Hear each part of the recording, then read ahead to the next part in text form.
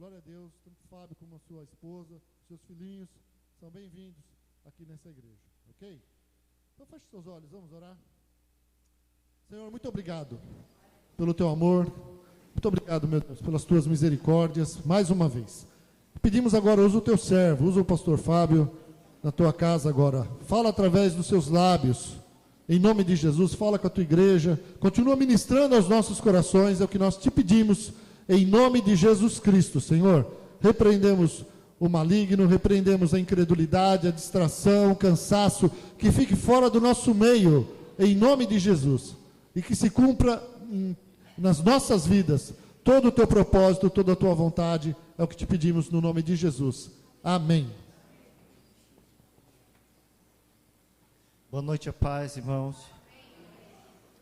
Bom, como o pastor Evandro já falou, essa igreja tem um lugar bem especial no nosso coração, e sempre quando a gente vem aqui a gente fala, porque esta igreja tem sido uma bênção muito grande para a nossa casa, para a nossa família, tem sido uma bênção muito grande para os nossos familiares, parentes, tem sido uma bênção muito grande na nossa vida ministerial, afinal, foi aqui que nasceu tudo. Então, somos muito agradecidos por esse lugar e esta manhã nós aprendemos um pouco mais sobre a importância do uns aos outros. E o pastor estava falando, está ali no Novo Testamento 58 vezes, eu não sabia, e a importância desse uns aos outros. E eu conversava com o irmão, eu não consigo olhar minha vida hoje, por onde a gente tem andado, e pensar de viver, ou ao mesmo considerar, como, e eu digo isso já é quase uma ministração, considerar a minha vida sem Cristo.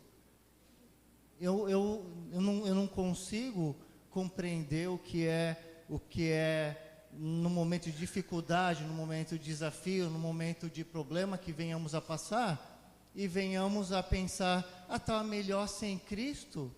Será que realmente estava melhor sem Cristo?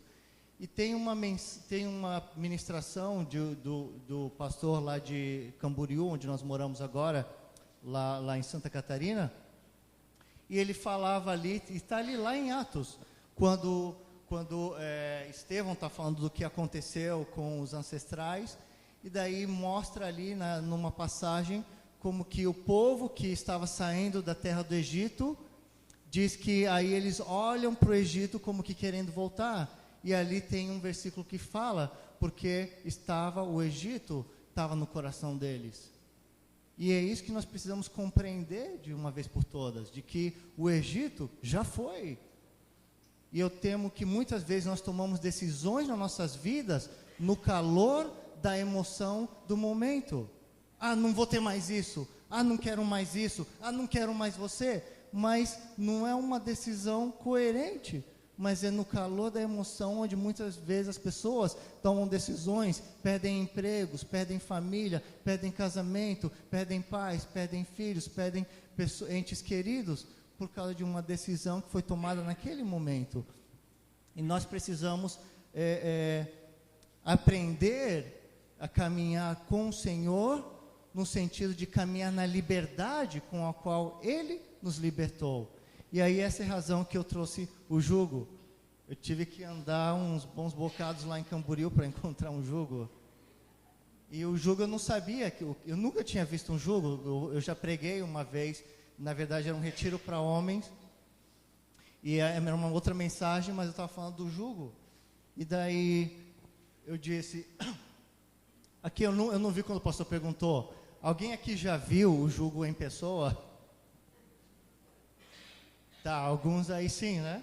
Eu nunca tinha visto, e só como lá em Camboriú tem uma parte interior que é muito ali próxima, então muita gente conhecia, e eu disse, não, mas eu nunca tinha visto. E até para mim ver uma vaca assim, foi alguns anos. E aí minha esposa, que ela cresceu na fazenda, ela achava graça que eu só fui ver vaca depois de grande. E daí, então, lá na pregação eu me defendi um pouco, eu falei, por acaso eu cresci em Santos, por acaso alguém já viu uma vaca andando nas praias de Santos?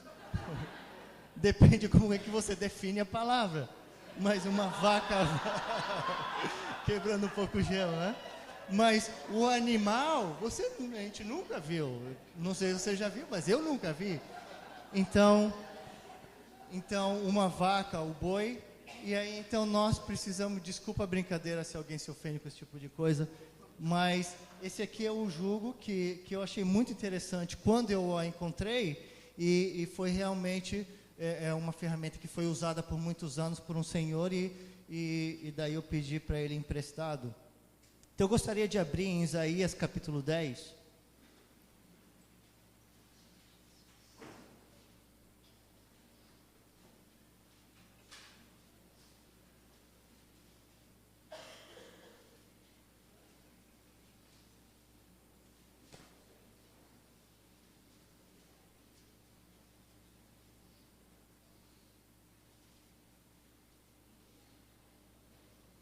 Isaías capítulo 10, e como o pastor também ele chegou a comentar, o que nós tínhamos como o nome do ministério estava como Ministério Next Generation, só que pela dificuldade e também por ter que explicar, você fala em inglês uma palavra e daí você tem que explicar do que se trata, então nós temos reformulado tudo, e então aí vai a propaganda. Nós trabalhamos com seminários para pais, e nós temos ido aí em algumas igrejas, e se você for procurar no Face, está como Família Desenho de Deus. Então é isso que nós temos estado usando, Família Desenho de Deus. Você pode olhar no site, você pode recomendar para outras igrejas, famíliadesenhodedeus.org, e é isso que nós temos colocado, Família Desenho de Deus, não deixe a sua ser rabiscada. Então, visite, curta e nos ajude. Isaías capítulo 10, versículo 27 fala o seguinte: naquele dia, a sua carga será tirada do teu ombro. Naquele dia, a sua carga será tirada do teu ombro, e o seu jugo do teu pescoço. O jugo será despedaçado por causa da gordura. Algumas traduções dizem o jugo será despedaçado por causa da unção, mas eu quero me focar nessa noite no jugo, e aqui está dizendo que naquele dia essa carga será tirada do ombro e o jugo do teu pescoço.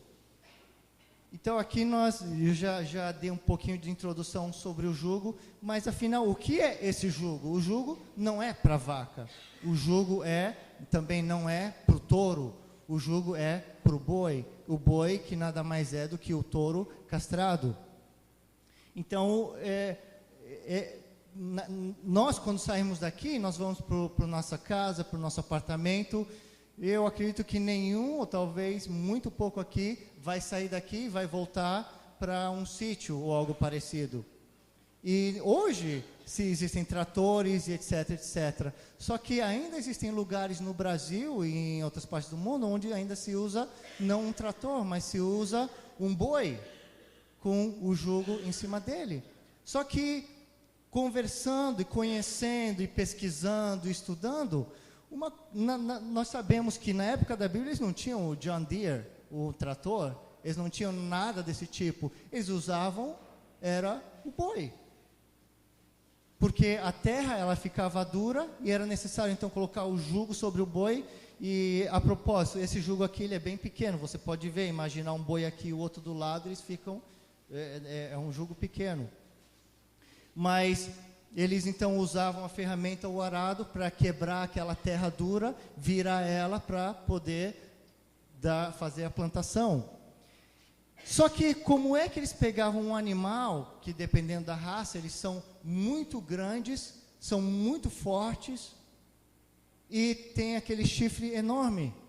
Você chega e pega um touro qualquer, e fala assim, vem cá touro, e você pega ele pelo chifre e coloca e amarra nele? Não, porque você não é louco de fazer isso. Você pega esse boi, depois que ele já está bem grande, ele está lá fazendo as coisas dele, e aí você põe isso no pescoço dele e amarra? Não. Normalmente, se pegava isso aqui e colocava em cima do boi, quando ele era ainda jovem. Vocês já Talvez tenham ouvido a história do elefante. O elefante que o pai tinha ido para o cerco com o filho, e daí eles viram que o elefante fazia todas aquelas coisas grandes, o elefante um animal grande, forte. Só que depois o menino viu o elefante lá fora, e o elefante ele estava preso numa cordinha, com uma estaca na terra, no chão, e ele fazia esse movimento, e de lá ele não saía. E então, o pai disse, por que o elefante não consegue soltar daquilo ali? O pai, poxa, mas que interessante. Então ele foi lá e foram perguntar para as pessoas que estavam cuidando, por que esse elefante não solta disso daí? E ele disse, isso daí é fácil. Porque quando a gente pega o elefante, a gente pega ele pequeno. E quando ele é pequeno, a gente amarra com essa mesma corda, com essa estaca no chão, e ele não consegue se soltar, porque ele não tem força. Então ele fica fazendo aquele movimento que quer sair, mas ele não consegue se soltar. E o tempo passa, os anos passam, o elefante cresce.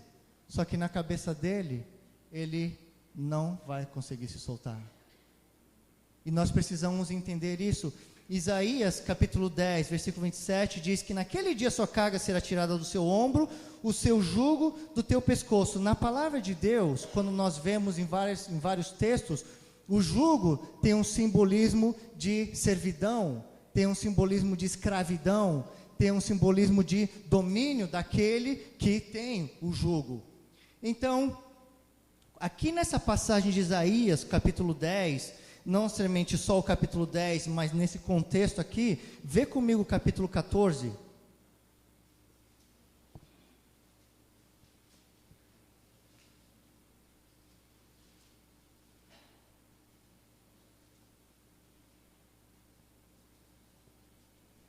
Isaías capítulo 14, aí no versículo 25, você vai ver quem era o jugo. Quebrarei a Assíria na minha terra, e as minhas montanhas a pisarei, para que o seu jugo se aparte de Israel, e a sua carga se desvie dos seus ombros. Então, aqui nós vemos em Isaías que o jugo nesse tempo sobre o povo de Israel era a Assíria, era o povo que estava dominando a Israel naquele tempo, era o povo que estava com autoridade sobre Israel. E aqui então nós vemos que Deus manda uma palavra de que ele quebraria esse jugo da Assíria de cima de Israel. E o que eu quero colocar com toda essa ideia do jugo? Aqui temos alguns jovens e temos jovens, adolescentes, adultos. Se nós pensarmos na ideia de que o jugo ele é primeiro colocado não no boi quando ele está, como se diz, selvagem, mas se pega desde pequeno, e aí eu falo para as famílias, bom, esse é o nosso ministério, a gente tem que sempre trazer. O que é que nós vamos fazer quando as coisas desse mundo, quando os ideais deste mundo, quando as ideias do inferno baterem a porta da nossa igreja?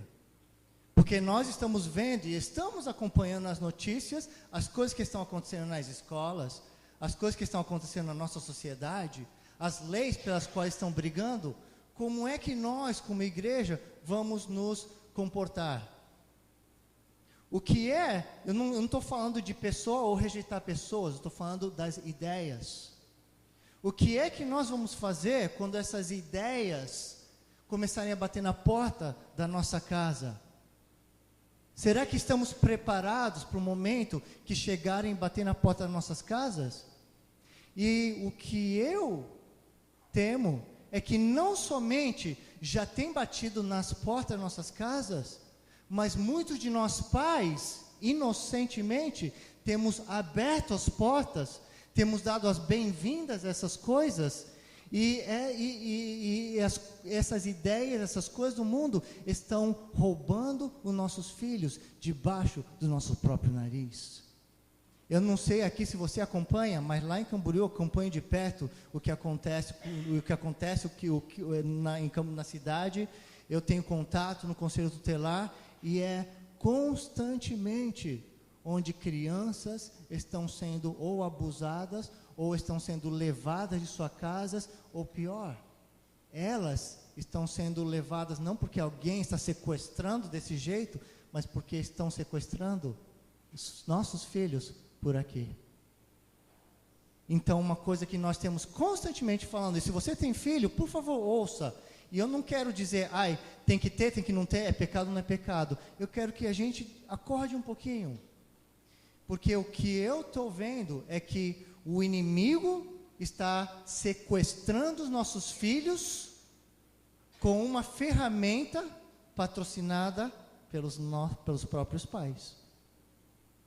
O inimigo está entrando na nossa casa, está sequestrando nossos filhos, debaixo do nosso próprio nariz, com uma ferramenta que nós estamos patrocinando todo mês. Então nós precisamos acordar um pouco. E isso está se tornando, na vida dos nossos filhos, um jugo. Pensa comigo, não precisa ser muito inteligente. Você tem um filho aí, seja criança, pré-adolescente, adolescente. Aí ele reclama e chora e se joga no chão. Você fala, tá filho, vou te dar um iPhone. Meu iPhone sem internet não presta. Tá, vamos dar a internet. Daí então ele pega o tablet, ele pega o iPhone dele, ele pega o computador, que você mesmo ajeitou, porque comprou a escrivaninha para ele ter no quarto. E daí ele fecha a porta, volta da escola e fica naquilo ali até as 2, 3 da manhã. Você falou para ele dormir cedo, mas você sabe tanto quanto eu que ele não foi dormir. E o que é que ele está fazendo até as 3, 4 da manhã? E eu digo porque eu ouço de um monte de pais, de coisas que os pais estão descobrindo no WhatsApp dos filhos, coisas que os pais estão surpresos, pasmados com as coisas que as suas filhas estão postando no Face. Fotos que não estão públicas, mas que elas estão mandando para os amigos. Então, não é parte da mensagem, mas é parte da mensagem. Porque o inimigo está, de uma forma tão fácil, colocando e mostrando para os nossos filhos, coisa que a maioria da gente aqui, para a gente encontrar, na época quando a gente era adolescente, era muito mais difícil. As coisas que eles encontram hoje, deixa eu te falar, eu estou falando não de suposição, coisa que eu ouço, de menino aí de 12, 13 anos, chegou da escola, foto, vídeo que estão recebendo dos outros camaradinhas da escola, é coisa que você talvez nem imagina que existe. Coisa que faz essa ideia do teu tempo, de playboy, faz ele pegar playboy e jogar no lixo, porque para ele não tem mais graça. Não sei se você entendeu o que eu quis dizer. Então nós precisamos, como pais, ficar esperto, porque você sabe, essas coisas, muitas dessas coisas, você viu uma vez, é igual palavrão. Eu sei palavrão em uns 7 idiomas, porque é o tipo de coisa que você ouve uma vez e não esquece mais. E então imagina as coisas que o inimigo coloca na frente dos teus filhos. E aí nós vamos ter muitos trabalhos para depois soltar esse jugo. E nós sabemos que, falando quanto ao jugo, quantos de nós aqui, que estamos na igreja 5 anos, 10 anos, talvez 20 anos, e até hoje nós estamos tentando soltar de um jugo que foi colocado na nossa adolescência. E eu trago isso não só para os pais, olha, dá uma olhada nos seus filhos, agora eu estou trazendo para nós, onde a coisa talvez fique um pouco mais desconfortável. As coisas que nós vemos, assistimos, ouvimos e nos metemos, coisas que eram na época uma brincadeira, vai se tornar depois uma escravidão. Coisas que eram engraçadas num tempo, vai se tornar num jugo depois. E aonde que tem isso na Bíblia? Eu gostaria de convidar vocês a visitar o livro de Juízes comigo por um momento. Juízes capítulo...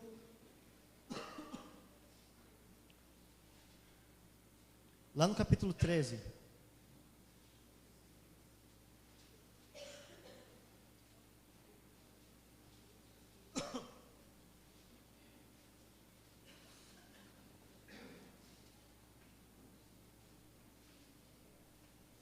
O jugo, pois, é uma ferramenta que é colocada sobre o animal com o intuito de controlar, de dar direção, de ser usado para o fim,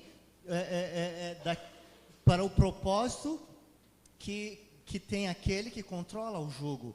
E nós vamos ver aqui, Juízes capítulo 13, nós vamos ver a história de Sansão, a conhecida história de Sansão. Quem era Sansão? Vamos começar aqui com o versículo 1. Encontramos, amém?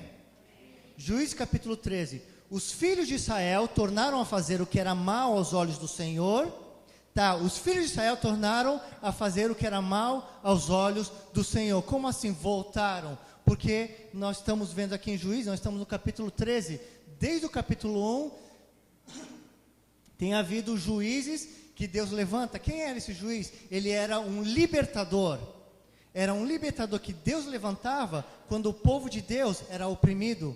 E nesse momento, o povo de Deus estava sendo oprimido debaixo de um domínio dos filisteus. Neste tempo, quem era o jugo sobre o povo de Deus era os filisteus. Mas agora eu quero trazer de novo, e eu não posso deixar de comentar, porque analisando friamente, como é que chegamos no livro de Juízes? Porque lá em Deuteronômio, e eu não canso de falar, Deus usa Moisés para relembrar o povo de Deus, de que vocês estão entrando numa terra prometida, que mana leite e mel, mas é importantíssimo que vocês passem essa fé que você tem em mim para os seus filhos. E daí então, lá em Josué, eles entram na terra prometida e conquistam 1 milhão de coisas. Daí lá para o final, no capítulo 24, Josué, que era o líder, ele fala o seguinte: eu não sei quanto a vocês, mas quanto a mim e a minha casa, eu servirei ao Senhor, nós serviremos ao Senhor. Então o resto do povo diz o seguinte: longe de mim servir outros deuses, nós também serviremos ao Senhor. Então, antes da terra prometida, Deus falou que tinha que passar essa fé para os filhos. Depois eles conquistam a terra prometida e ainda tinha muito a conquistar. Então o líder fala: e aí, como é que vai ser? Então, não, nós também serviremos ao Senhor, nós ensinaremos nossos filhos.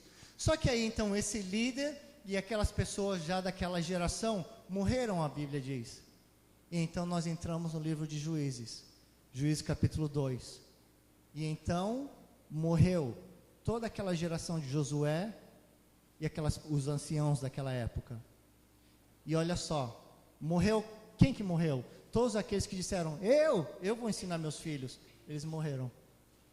Então se levanta uma outra geração. Não se levantou do nada, estamos falando dos filhos agora. A Bíblia diz que se levantou uma outra geração que não conhecia Deus, nem o que Deus tinha feito pelo seu povo. E daí eu pergunto: os seus filhos sabem o que Deus tem feito na sua vida? Os seus filhos sabem o que Deus tem feito no seu lar? Não vamos sair aqui da mensagem. Então e daí o povo ele é oprimido, e daí eles choram, sofrem e clamam a Deus. Aí Deus então levanta um libertador, que ele vai lá, aí ele liberta o povo, aí o povo é liberto, aí o povo vai e começa aos ídolos outra vez, e aí então eles são oprimidos de novo, e aí Deus tem que levantar um outro líder, um outro libertador. Então aqui no capítulo 13, é a vez de Sansão ser levantado. Capítulo 14, acompanha comigo, não fecha sua Bíblia que nós vamos ficar aqui agora. Juízes capítulo 14. Desceu Sansão a Timna e viu ali uma mulher das filhas dos filisteus. Quando voltou, disse a seu pai e a sua mãe: vi uma mulher em Timna das filhas dos filisteus, agora tomai-a para mim por mulher. E agora com esse pano de fundo que eu dei, aí eu te pergunto: por que Sansão gostou da Filisteia?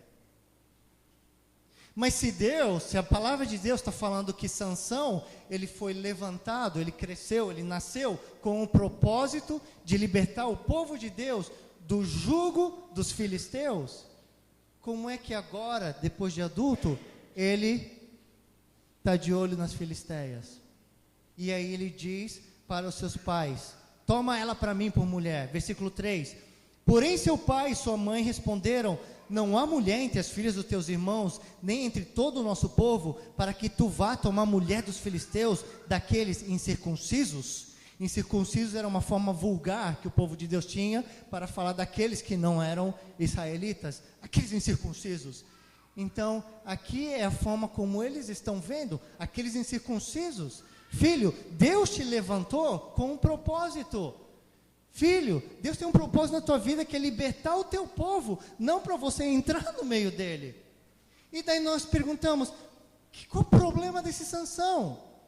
E aí eu pergunto: por que só agora que os pais estão perguntando para ele: o que você está fazendo no meio dos filisteus? Só agora que ele já está grande, e agora que ele quer casar com uma filisteia, só agora que os pais estão perguntando por que ele gostou da filisteia? Muitas vezes nós tomamos como garantido a nossa família, e nós vamos correr atrás dos nossos próprios sonhos, até o momento que a casa cai. Aqui eu acredito que vocês têm ministério de casais, não tem? Tem ministério de casais. Por acaso, você tem participado do ministério, do curso de casais? Curso para filhos? Eu tenho estado pensando, nós queremos ficar bombadões, aí a gente pega um personal trainer. Daí eu quero ser bem sucedido na vida, eu vou numa boa faculdade, numa boa escola. Pego até tutores, se puder. Daí eu quero dar bem no meu negócio, eu pego um coach para me ajudar a manejar o meu negócio. Daí eu tenho família, eu caso. Eu não tenho a menor ideia do que é um bom casamento. A maioria de nós não tivemos uma boa referência de um bom casamento. E nós acreditamos do jeito que o mundo acredita. O amor vai segurar a gente. O amor vai segurar. Mas será que nós não temos nada para aprender para que o nosso casamento também seja bem sucedido? Será que nós não temos nada para aprender para que os nossos filhos sejam bem sucedidos? Nós corremos atrás então da carreira, corremos atrás dos estudos e procuramos um personal para todas essas coisas. Mas na hora das coisas mais importantes, aquilo ali que no momento do leito da morte, tudo aquilo não vai valer nada. Naquele momento onde você vai querer que a sua família esteja perto, sabe o que vai acontecer? Vai acontecer o que aconteceu com o rei Davi. Conquistou 1 milhão de coisas, mas no final da sua vida, a sua mulher entrou no seu quarto só para perguntar sobre o trono que o filho ia herdar. Inclusive, ela viu que tinha uma outra mulher lá na cama dele só para esquentar ele, mas já não estava nem aí. A preocupação deles era como é que vai ficar o reino e todas essas conquistas. Será que no fim da nossa vida nós queremos terminá-la como um homem que conquistou o mundo inteiro, mas no leito da morte a sua família não estava ao seu redor, mas estavam brigando pela herança? Que nós não percamos a nossa família por causa do amor às coisas do mundo. Amém? Capítulo 14, nós seguimos, capítulo 16.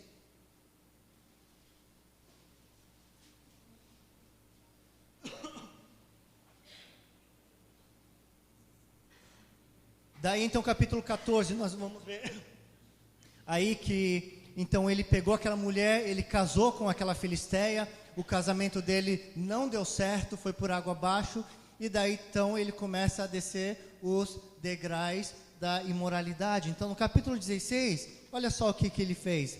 Foi-se Sansão a Gaza, ainda na terra dos filisteus, onde viu uma prostituta, e entrou para passar a noite com ela, ou seja, era só para aquela noite.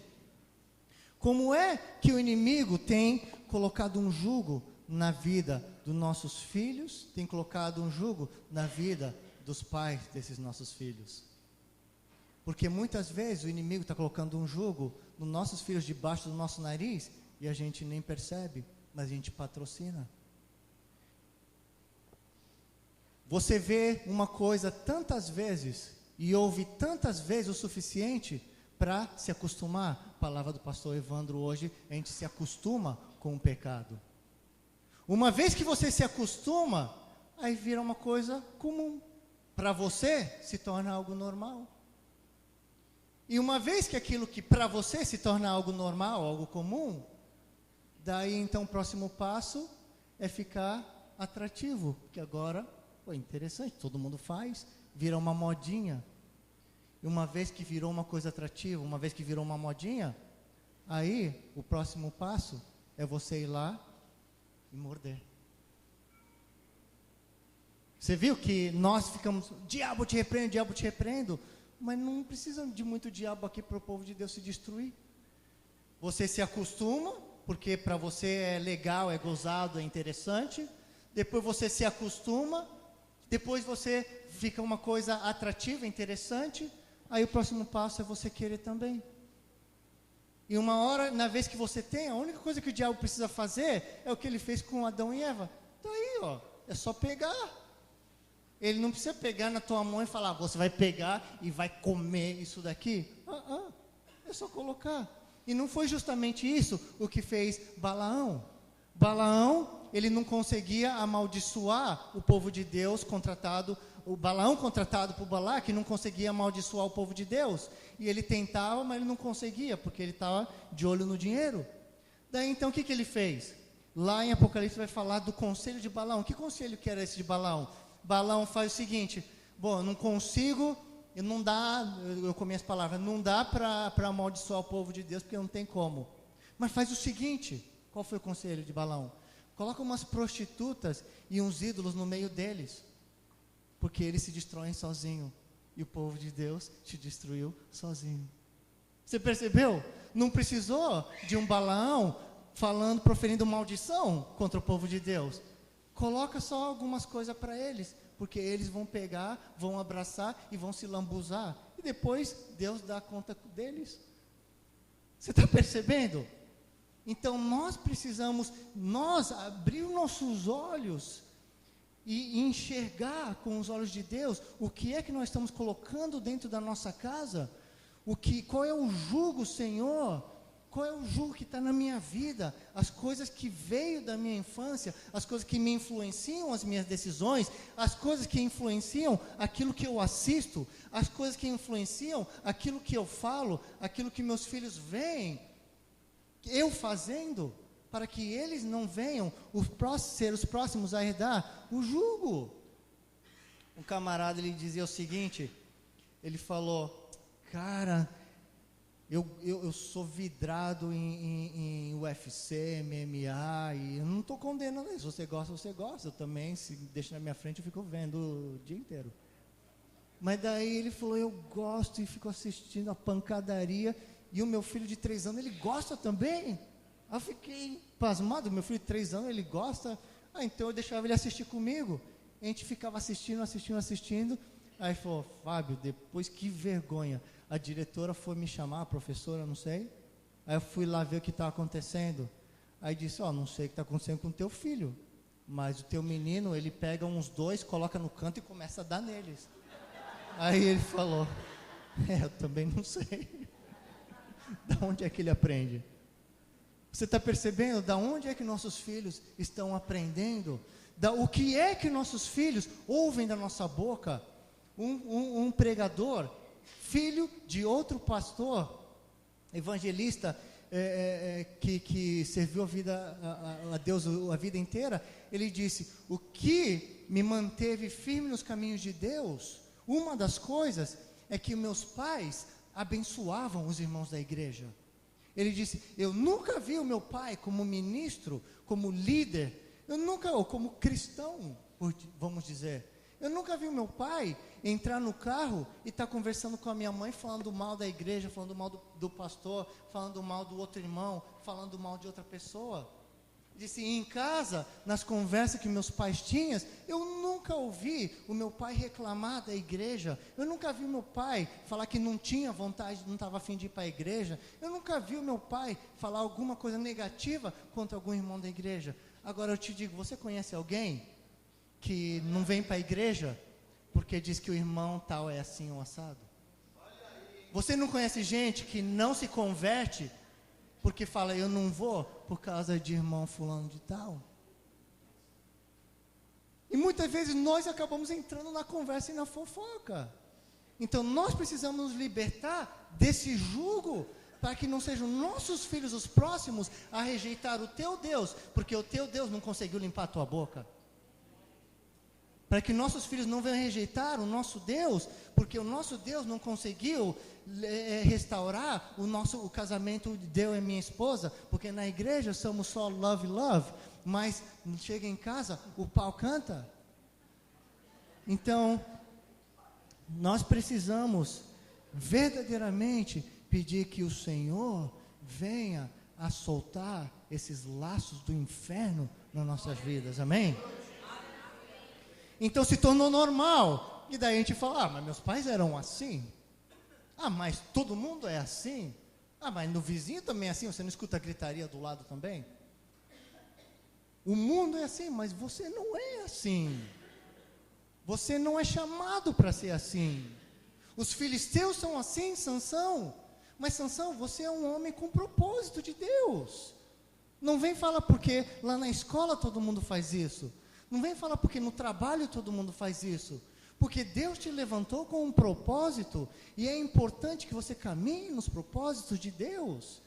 E não querer o que todo mundo quer, não ser igual aos filisteus, porque você achou legal, porque você gastou mais tempo do que deveria no meio dos filisteus. Capítulo 16, versículo 1. Foi-se Sansão a Gaza, onde viu uma prostituta e entrou para passar a noite com ela. Versículo 4. Depois disso, ele se afeiçoou a uma mulher do vale de Soreque, cujo nome era Dalila. Na NVI vai dizer, depois disso, ele se apaixonou por uma mulher também dos filisteus, chamada Dalila. Agora ele está falando não só que ele gostou dela, ou que ela é bonitinha, não era uma prostituta, agora ele se apaixonou. Nós estamos lendo rápido, mas nós não sabemos o tempo, semanas ou meses que isso tem passado. E ele continuava ali, até que ele se apaixonou por Dalila. E agora nós vamos entender um princípio interessante, verdadeiro. Aquilo que tem o teu coração é o que vai guiar a tua vida. Aquilo que tem o teu coração é o que vai dirigir a tua vida. E nós vamos ver aqui, versículo 5.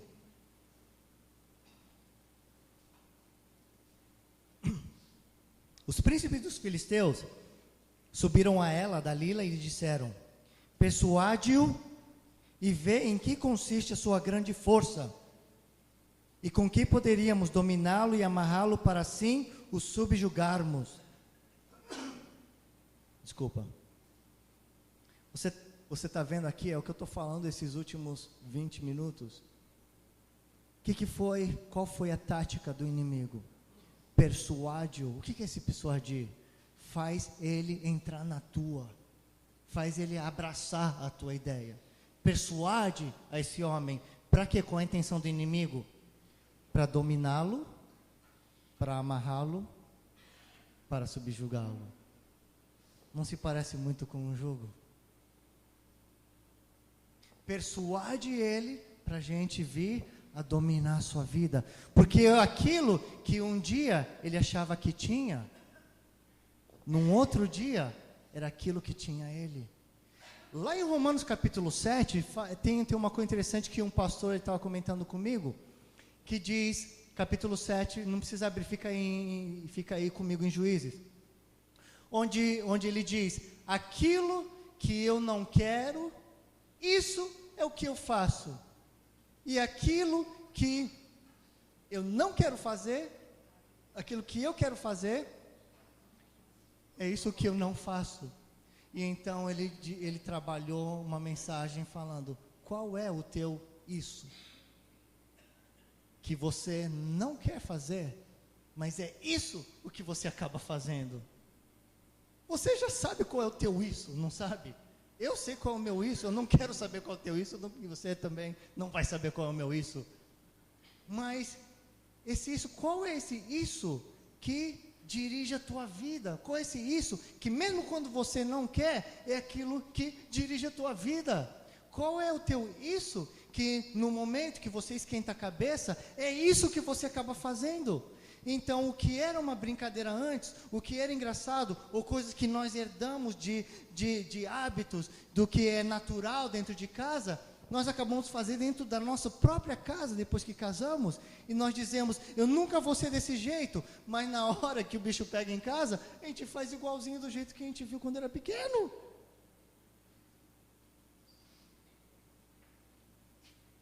Capítulo 16, versículo 10, então disse Dalila a Sansão, zombaste de mim e me disseste mentiras, ora declara-me com que poderia ser amarrado, e aqui nós vemos Dalila, está tentando persuadir, está tentando tirar para ele, qual é o teu segredo, da tua força, fala para mim Sansão, e aqui no versículo 15, olha só, aí ela apela, então ela lhe disse, como é que pode me dizer que me amas, não estando comigo o teu coração?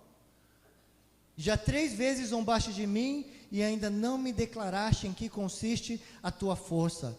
Importunando ela todos os dias com as suas palavras e molestando a alma dele, se angustiou até a morte. Assim ele descobriu-lhe todo o seu coração e lhe contou o segredo. Então é quando você já conhece a história, quando ele conta o segredo da força dele, e os filisteus fazem o que eles fazem, e o tomam e colocam ele debaixo desse jugo filisteu, e o leva como escravo deles. E aí olha só o que acontece no versículo 20. Então clamou ela, os filisteus vêm sobre ti, Sansão. Despertando ele do seu sono, disse, sairei como das outras vezes e me livrarei. Um dia você assiste, eu não quero ser aquele cara chato que fala, não pode assistir nada. Vou te perguntar, tu liga naquela novela, que é um ano inteirinho de novela, daí a única coisa que tem, tu sabe que tu já sabe o que é, e tu já sabe qual que vai ser o roteiro do ano que vem, que é prostituição, que é a empregada roubando a mulher do patrão, que é todo tipo de sem vergonhice, e aí ano que vem é a mesma coisa. Então daí você acha, mas eu vou lá, mas daí não tem nada a ver, porque é só na televisão, e isso daí tá ok. Vou te falar com o que é. Daqui a pouco, nossos filhos entram no mundo da prostituição, da fornicação, nós pensamos que não tem nada demais, como aquela mãe que levou a filha de 12 anos para a médica, uma médica amiga nossa, e falou, preciso de pílula anticoncepcional para minha filha. Não, mãe, mas ela só tem 12 anos. Mas ela vai fazer, então tem que se cuidar. Detalhe, a mãe era crente. Como é que se torna tão comum, onde a pessoa vai pensar, não, mas é comum, deixa fazer. Então a gente brinca e pensa que é tão ok, mas na hora que você vai se soltar, olha só o que acontece.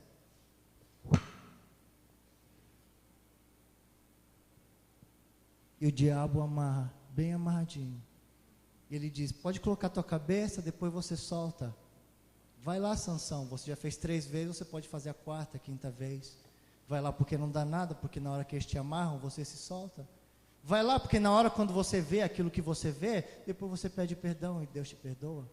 Vai lá, faz o que você gosta de fazer, porque se sente bem, porque é gostoso, mas depois você vai lá e se joga no chão da igreja e alguém profetiza a bênção. E aí você ressuscita de novo. Mas da hora que o inimigo fecha, bem apertadinho no teu pescoço, aí ele fala, tá, agora você vai aonde eu quero que você vá. E agora eu quero que você me acompanhe nessa passagem aqui. Quando ele disse, eu me livrarei, ponto. Mas não sabia que o Senhor já se tinha retirado dele. Versículo 25. Alegrando-se-lhes o coração, disseram, mandai vir Sansão para que brinque diante de nós. Traduzindo, um dia, um homem poderoso nas mãos de Deus, num outro dia, um palhaço na mão do inimigo, para fazer o diabo rir. Está na Bíblia, na minha e na tua. Mas não quero terminar essa pregação com um sentimento de depressão aqui. Agora eu quero que você vá comigo lá em Gálatas.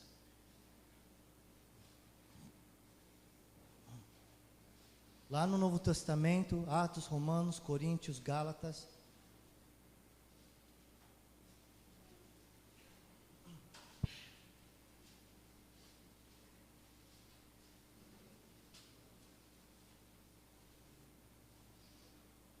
Amém?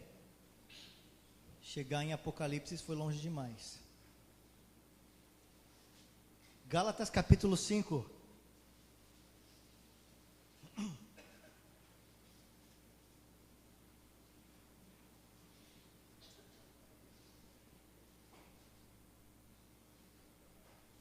Amém? Eu preciso que todo mundo chegue lá. Vamos lá? Gálatas capítulo 5. Amém? Porque eu não quero terminar com essa passagem de que o inimigo agora tem controle sobre a tua vida, porque isso não é o Evangelho. E eu quero que você chegue aqui comigo. Antes disso, eu quero reforçar qual é o jugo que o diabo tem colocado na tua vida. O que é aquilo que controla as tuas decisões? O que é que controla os teus pensamentos? Gálatas capítulo 5, versículo 1 diz o seguinte: Cristo nos libertou para que sejamos de fato livres. Cristo nos libertou para que sejamos de fato livres. Estai, pois, firmes e não torneis a colocar-vos debaixo do jugo da escravidão.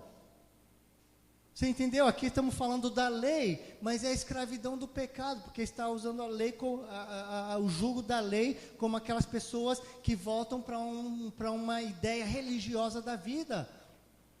Mas aqui ele está falando, e se nós vivemos com um pé no pecado, para depois falar, depois Cristo vai lá e vai me ressuscitar, eu vou lá, eu vou me lambuzar, e depois o sangue de Cristo me lava, você está vivendo a vida mais religiosa do mundo. Mas aqui a Bíblia está dizendo, Cristo nos libertou para que sejamos de fato livres, ponto. E ele continua, estai, pois, firmes, e não torneis a colocar-vos debaixo do jugo da escravidão. Ele não está falando que o diabo vai colocar a tua cabeça aqui, ele está falando, não volteis a colocar-vos debaixo novamente do jugo da escravidão. Não volteis a colocar a tua cabeça debaixo desse jugo novamente. Porque Cristo vos libertou para que sejais de fato livres. Amém? Agora vai comigo em Colossenses e aí eu vou já chegando ao fim. Colossenses, passa aí umas 4, 5 páginas e você vai chegar ali em Colossenses.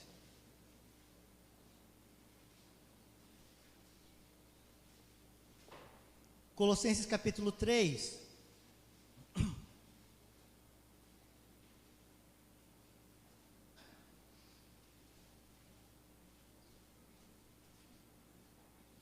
Capítulo 3, Colossenses diz o seguinte: portanto, se fostes ressuscitados com Cristo, e aí ele coloca uma condição, se você sabe que a tua vida pertence a Cristo, se você sabe que você está em Cristo, se fostes ressuscitados com Cristo, buscai as coisas que são de cima, onde Cristo está sentado à destra de Deus. Versículo 2, pensai nas coisas que são de cima e não nas que são da terra. Versículo 3, pois morrestes e a vossa vida está oculta em Cristo, com Cristo em Deus. Quando Cristo, que é a nossa vida, se manifestar, então também nós vos manifestaremos com Ele em glória. Fazei, pois, morrer a vossa natureza terrena, a prostituição, a impureza, a paixão, a vil concupiscência, a avareza, que é a idolatria. Por essas coisas vem a ira de Deus sobre os filhos da desobediência. Versículo 7. Nelas também em outro tempo andastes. Você está vendo essas coisas? Num outro tempo andastes. Num outro tempo, não agora. Quando a vossa vida era dominada por ela. quando aquilo era verdadeiramente um jugo sobre a tua vida, então a tua vida era dominada por ela, quando andavas naquela vida. Mas agora Gálatas vai dizer o quê? Que nós fomos feitos livres. Permanecei na liberdade com que Cristo vos libertou. E olha que aqui, quando a Bíblia fala, quem pega escravo do pecado quem é escravo, quem está debaixo do jugo, não tem domínio sobre si, ele vai aonde o jugo manda. Mas quando Cristo te liberta, então você tem poder de decisão. Então você não precisa fazer o que o diabo quer que você faça, porque em Cristo estais livres. E agora eu vou trazer toda a mensagem de volta. Não vos torneis como aquele elefante preso na cordinha, que porque o inimigo fica falando que você não vai conseguir, porque você escutou do teu pai e da tua mãe que você não serve para nada, que você nasceu do avesso, que você não presta, que você vai ser igual ao teu pai, que você vai ser igual à tua mãe. Não fique naquele jugo, não fique naquela corda do elefante, porque você cresceu, mas Cristo cortou aquele laço que estava sobre ti. E agora estás livres para você ser tudo aquilo que Deus colocou como um sonho no teu coração. Não caminheis ou não ficai preso como aquele elefante, porque agora sois livres. E é por isso que agora Paulo vai trazer essa condição de intencionalidade. Ou seja intencional, não fique esperando, vamos ver o que Deus vai fazer, porque aqui ele já falou, agora sois livres, portanto, não volteis a se colocar. Intencional, você tem a liberdade para escolher. A gente acabou de ler, o que ele disse aqui? Agora que fosse ressuscitado, e estáis mortos, e não estáis dominados por aquelas coisas que noutrora vivestes. Então o que ele diz aqui? Olha só, fazei morrer, foi o que a gente acabou de ler. Versículo 8, agora porém despojai-vos é de despir, tira isso de você. Ué, como é que eu vou tirar? Eu vou tirar porque agora eu sou livre, eu não vou viver como aquele elefante preso, eu não vou viver como aquele boi com a cabeça no jugo, porque agora eu sou livre para não me deixar dominar por essas coisas. Versículo 8, vamos continuar. Da ira, da cólera, da malícia, da maledicência, das palavras torpes da vossa boca. Não mentais uns aos outros. Aí está mais uns aos outros, pastor. Pois já vos despistes do velho homem com os seus feitos, e vos vestistes do novo, que se renova para o conhecimento, segundo a imagem daquele que o criou. Versículo 11, bom, não aplica. Versículo 12, portanto, como eleitos de Deus, santos e amados, agora ele está te colocando na tua posição de novo. Você não é elefante amarrado, você não é um boi debaixo de um jugo, agora você é eleito, santo e amado, porque fostes resgatados, fostes lavados com o sangue do Cordeiro, e ele te tirou desse jugo do mal. E então, portanto, versículo 12, portanto, como eleitos de Deus, santos, amados e livres que sois, revestivos, que está falando, você faça isso, intencional, revestivos de compaixão, de benignidade, de humildade, de mansidão, de longanimidade. Outra vez intencional, versículo 13, suportai-vos uns aos outros. Outra vez intencional, perdoai-vos uns aos outros, se alguém tiver queixa contra outrem. Assim como o Senhor vos perdoou, assim também perdoai vós. E sobre tudo isto, outra vez intencional, revesti-vos de amor, que é o vínculo da perfeição. E então, a paz de Deus, para a qual fostes chamadas em um só corpo, domine em vossos corações. E sede agradecidos. Amém? Então, coloque-se de pé comigo.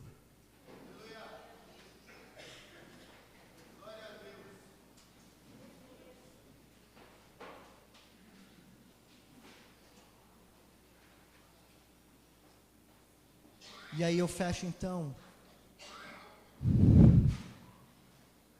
com Romanos capítulo 6. Capítulo 6 de Romanos, versículo 16, vai dizer o seguinte: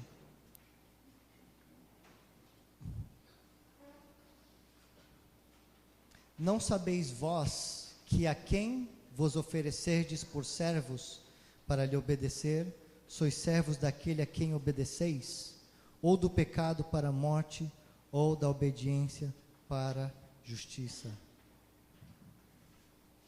E só para reforçar capítulo 5 de Gálatas, Cristo vos libertou para que sejamos de fato livres. Cristo nos libertou para que sejamos de fato livres. E agora eu quero que você feche os seus olhos. Eu quero que você feche os seus olhos e se imagina como aquele elefante. Na tua imaginação, olha para o chão, olha aquela corda amarrada no teu pé com a estaca no chão. E aí eu te pergunto, qual é o nome dessa corda? O que é aquilo que trava a tua vida? O que é aquilo que te faz desabafar e reclamar e resmungar? Quando eu penso que a coisa está andando, aí tem que acontecer isso de novo e vai tudo por água abaixo.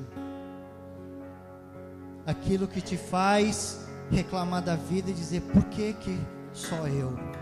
Por que comigo é assim? Eu quero te dizer, meu amado, na autoridade da palavra de Deus, que fostes feito livre. Recebe a palavra do Senhor na tua vida. Fostes feito livre. O jugo do pecado, a Bíblia disse lá que nós vemos que Deus é quem despedaça esse jugo. Portanto, se a palavra de Deus está cheia de lembranças para nós do que Cristo tem feito na nossa vida, nos tem liberto, e Ele diz então, toma sobre ti o meu jugo, que é leve, que é suave. Então, pela fé, solta-te desse jugo, desamarra esse jugo, arrebenta essa corda que te prende nessa estaca,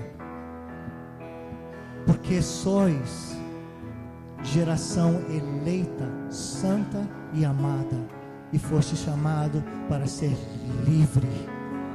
Pai, em nome de Jesus, eu quero te pedir pela minha vida e pela vida dos meus irmãos, porque nós sabemos que tem muito mais em jogo do que um sentimento, uma emoção, que um dia possamos estar triste e logo no outro dia mais alegre, mas são decisões, são coisas que podem controlar os nossos movimentos, os nossos passos, que podem travar o nosso caminhar e que podem afetar e maltratar e ferir os nossos filhos, os nossos casamentos e todos aqueles que nos cercam, inclusive o corpo de Cristo.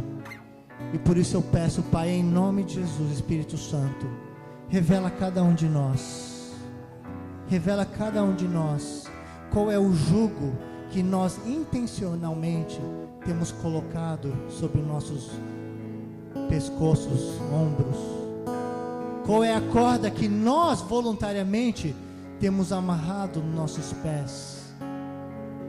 E agora eu te peço, Senhor, pelo poder dessa unção que destrói, que está em Cristo Jesus, tu despedace esse jugo das nossas vidas, que tu despedace, Senhor, aquela trava emocional que nos impede de caminhar livremente, de amar e expressar amor aos nossos entes amados de uma forma livre. Em nome de Jesus, eu te peço, Senhor meu Deus, que nesses próximos dias tu esteja orquestrando toda a situação para que sejamos curados e definitivamente curados, para que sejamos perdoados e possamos liberar perdão. Pai, em nome de Jesus, liberta-nos das cadeias do inferno e quebra esse jugo do inferno de uma vez por todas, para que possamos caminhar na liberdade com que Cristo nos libertou e possamos verdadeiramente entender o que é ter sido mortos, crucificados e ressurretos em novidade de vida em Cristo Jesus. Pai, em nome de Jesus, liberta-nos nessa noite. é que eu te peço em nome de Jesus, grava em nosso coração esta mensagem e possamos compreender como vimos visualmente, e que esteja, Senhor meu Deus, nos incomodando aqueles que têm caminhado nos altos e baixos, pensando: por que é que eu não me liberto disso, Senhor? Senhor, em nome de Jesus, liberta-nos desse jugo, liberta-nos desse jugo, e faça-nos entender de uma vez por todas que em Cristo fomos feitos livres, e não temos por que nos entregar novamente àquilo, e possamos encontrar no uns aos outros a força que precisamos, a prestação de conta que nós precisamos para caminhar na luz, na transparência e na liberdade que Tu tens para nós. Em nome de Jesus, Senhor.